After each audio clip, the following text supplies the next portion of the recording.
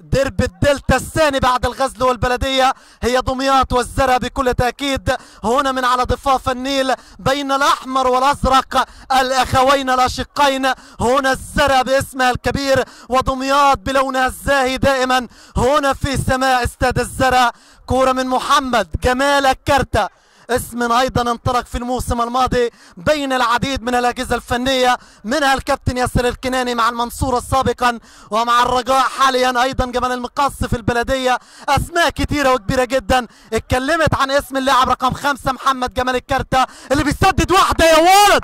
اوه الله على كوره فاتت وتهت على دفاعات دمياط.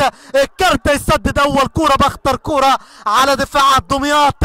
محمد جمال الكرتة صاحب القذائف على طريقة بشير التبعي في وقت من الاوقات مع الزمالك. تسديدات محمد شوقي مع الاهلي ومنتخب مصر. الكرتة بيرجع من جديد من على بعد 38 ياردة بيسدد صاروخ ارض جو هنا لنادي الزرع بالقميص الاحمر. الكرتة يبدا باول الخطورة على مرمى دمياط.